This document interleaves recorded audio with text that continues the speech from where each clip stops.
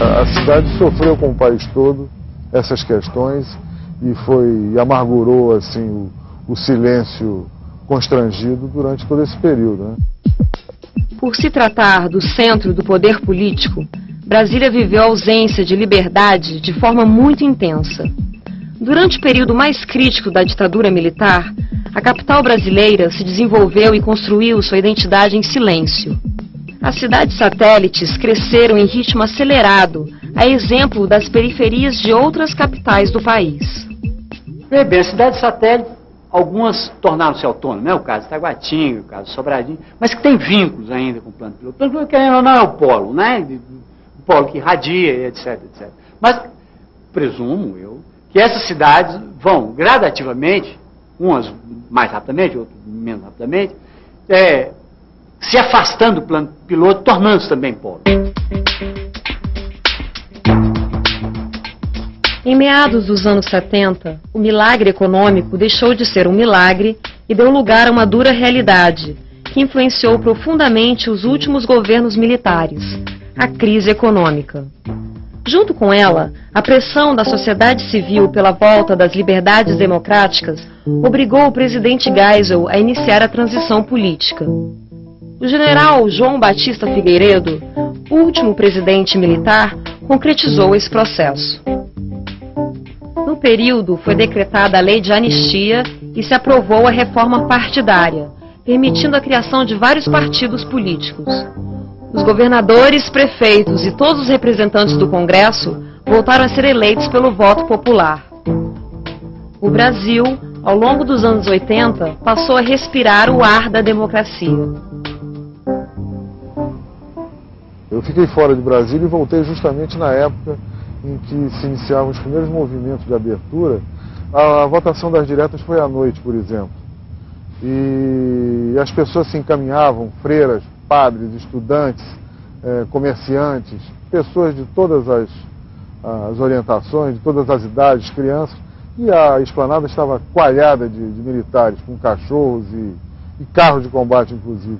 No entanto, isso se passou e se percebia com uma certa pressão orgulhosa da população que tentava demonstrar que estava disposta a suportar, vamos dizer, a noite, a vigília e torcer para que as diretas acontecessem naquele momento. Na Constituição de 1988, a população de Brasília conquistou o direito de eleger o governador, deputados e sua Assembleia Distrital.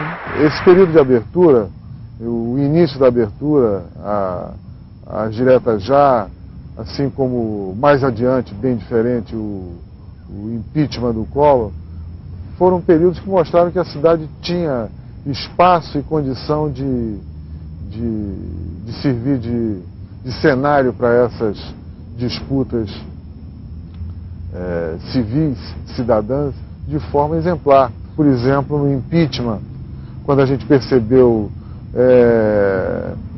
a praça sobre o Congresso, que é a própria cobertura do Congresso, e mais o Senado sendo assim ocupado pelo povo que subiu em cima da cúpula do Congresso com bandeiras. Há muitas fotografias bonitas daquela época, sabe?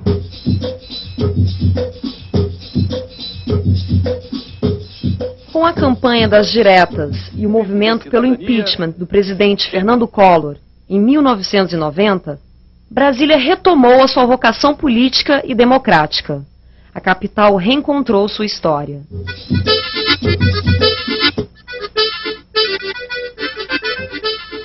No planejamento original, o urbanista Lúcio Costa pretendia que o plano piloto abrigasse as mais diferentes classes sociais. O objetivo era evitar a divisão entre bairros ricos e pobres. De acordo com o projeto original, as cidades satélites seriam habitadas após a ocupação da área metropolitana. E é preciso lembrar que Brasília foi prevista, o plano piloto, para ter entre 500 e 750 mil habitantes. Ela não tem 360 mil, não tem 400 mil habitantes ainda. No entanto, no Distrito Federal já existem 2 milhões de habitantes que habitam de maneira sofrível alguma dessas cidades, que são efetivamente cidades dormitórios, de pessoas que trabalham no plano piloto. E quando isso aqui tudo estiver mais digno, aí já vai ter uma valorização que vai empurrar esse povo aqui para uma periferia mais distante. Então a questão da cidade abrigar gente de todas as classes sociais não depende do urbanismo, é uma questão do sistema político econômico que a gente vive. Em Brasília, o imprevisto venceu o planejado. A cidade cresceu em um ritmo muito superior ao esperado, e sua população já sofre dos problemas característicos das grandes capitais brasileiras: moradia, falta d'água e de estrutura de saneamento, poluição dos mananciais e baixa qualidade de vida. Em Brasília, você tem muitos direitos que você não tem nas cidades tradicionais, principalmente cidades tradicionais cosmopolitas, que se tornaram grandes cidades. Por exemplo, você tem direito ao silêncio. A noite em Brasília é de um silêncio incrível. E ao mesmo tempo você tem o direito de se deslocar diagonalmente em todas as direções. Por exemplo, os prédios das superquadras, eles são 6 andares sob pilotis. Aquele pilotis é como se fosse uma calçada pública, não pertence ao prédio, é público. Então, você pega uma reta e você escapa passando por baixo de prédio, seguindo na direção que você bem preferir. O André Malraux, que certamente tinha razões de ser gentil conosco, era a inauguração da cidade, mas ele disse que essas colunas talvez sejam os fatos arquiteturais mais importantes desde as colunas gregas, porque de lá para cá não surgiram outras, já que as próprias colunas romanas eram cópia das gregas. Brasília é uma cidade inventada. Há algumas décadas atrás, essa paisagem do Cerrado era um grande descampado. Não existia aqui nenhuma construção. Brasília não é a única cidade planejada do Brasil e do mundo. Existem outras. Mas, certamente, sua beleza arquitetônica é singular. Brasília é uma cidade patrimônio.